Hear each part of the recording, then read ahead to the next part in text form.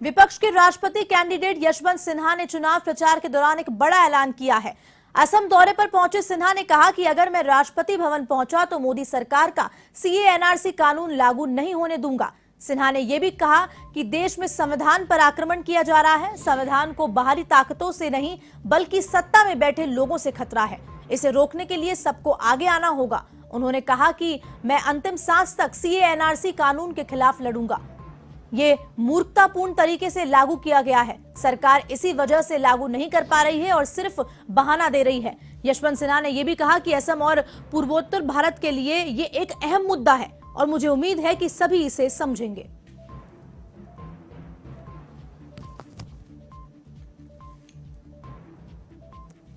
विपक्षी कैंडिडेट यशवंत सिन्हा का यह बड़ा बयान है। जब वो असम दौरे पर थे तो उन्होंने ये बयान दिया कि अगर मैं राष्ट्रपति भवन पहुंचा तो नहीं लागू होने दूंगा सीए कानून।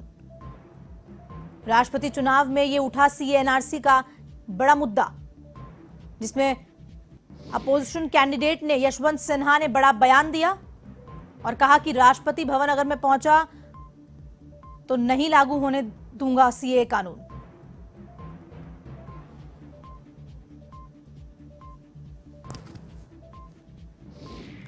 इस खबर पर ज्यादा जानकारी के लिए हमारे साथ जुड़ चुके हैं फोन लाइन पे वरिष्ठ संवाददाता नीरज मेहरा जी। नीरज जी, बताएं कि जिस तरह से राष्ट्रपति चुनाव के कैंडिडेट यशवंत सिन्हा ने असम दौरे के दौरान ये बयान दिया कि मैं अगर राष्ट्रपति भवन पहुंचा तो सीए कानून लागू नहीं होने दूंगा, क्या प्रतिक्रिया इस पे?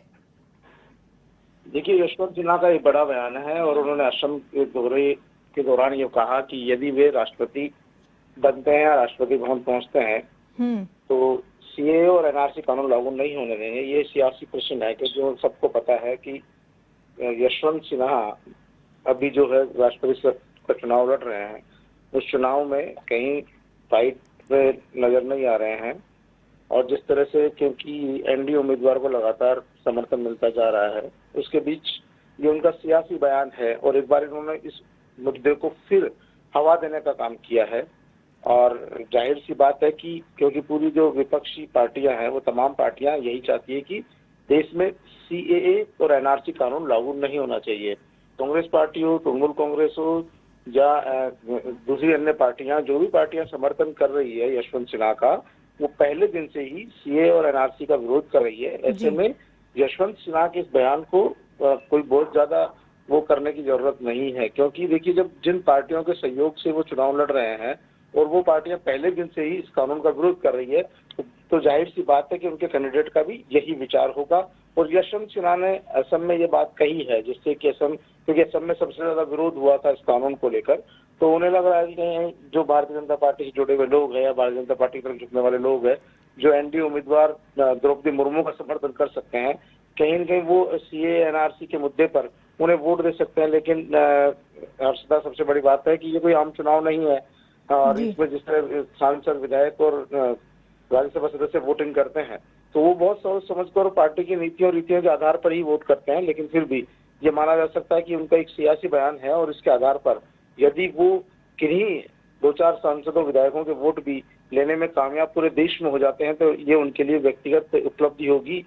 और क्योंकि बहुत सारे लोग जो है अंदर खाने सीए और एनआरसी का विरोध करते हैं लेकिन कहीं न कहीं एनडीए के साथ जुड़े हुए हैं और बहुत से ऐसे लोग, ऐसे सांसद, विधायक भी हैं जो इस कानून के पक्ष में है, लेकिन कहीं न कहीं वो विपक्षी पार्टियों में शामिल होने के कारण अपना मुंह नहीं खोल पाते हैं।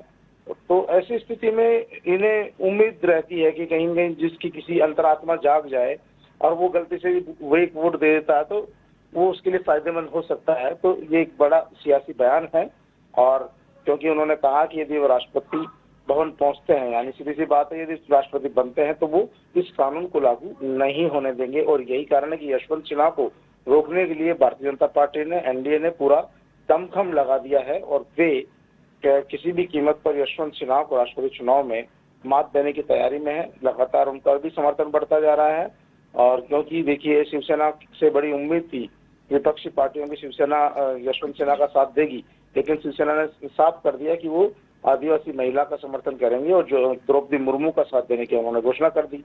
तो विपक्षी पार्टी का एक बड़ा धड़ा जो है टूटकर उनके साथ चला गया। तो ऐसी स्थिति में देखिए अभी स्थिति काफी टफ है लेकिन फिर भी उनके बयान को ये सियासी बयान माना जा सकता है। हर्षदा। जी नीरज जी, एक आखिरी सवाल लेना चाहूंगी राष्ट्रपति चुनाव को लेकर, और क्या आप देख पा रहे हैं, क्योंकि अब से कुछ ही दिन में ये चुनाव होने वाले हैं।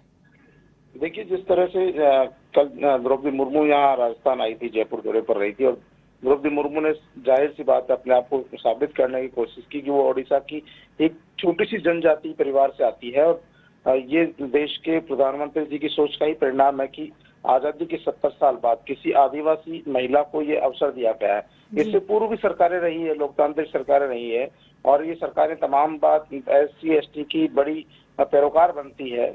कहा जा सकता है कि कांग्रेस पार्टी हमेशा SC ST के वोट बैंकों के आधार पर सरकारें बनाती रही है, तो क्यों नहीं कांग्रेस पार्टी को इस बात का ख्याल आया कि 70 साल बाद में भी कहीं न कहीं एक आदिवासी महिला या पुरुष को कभी उपराष्ट्रपति राष्ट्रपति तक नहीं बनाया गया। तो एक बड़ा यक्ष प्रश्न है, क्योंकि द्रौपदी मुर्मू ने एक बड़ा सवाल उठा दिया और उन्होंने कहा कि देखिए, उन्होंने एक राजस्थानी कहावत भी बोली कि अंबर का तारा हाथ से नहीं तोड़ा जा सकता, लेकिन ये देश के प्रधानमंत्री नरेंद्र मोदी ने संभव कर दिया कि मुझ जैसी एक सामान्य जो आदिवासी महिला है उसको राष्ट्रपति जैसे पद पर भी सुशोभित कर दिया। अंत्योदय योजना का भी उन्होंने उदाहरण दिया। तो द्रौपदी मुर्मू भी जो अपने आदिवासी होने का जो है उसको उसके आधार पर लोगों से वोट की अपील कर रही है। उसका भी कहना है कि पहली बार किसी आदिवासी महिला को एनडीए ने उम्मीदवार बनाया, तो जितने भी आदिवासी है, वंचित वर्ग के लोग हैं, सांसद है, विधायक है, वो उसका साथ दे। तो कहीं न कहीं दोनों ही जो है इमोशनल कार्ड खेल रहे हैं, भावनात्मक कार्ड खेला जा रहा है। चुनाव में सब चीजें जायज भी है, लेकिन जहां तक देखा जा रहा है कि द्रौपदी मुर्मू का पलड़ा लगातार बढ़ता जा रहा है और भारी ही नजर आ रहा है। हर्षदा।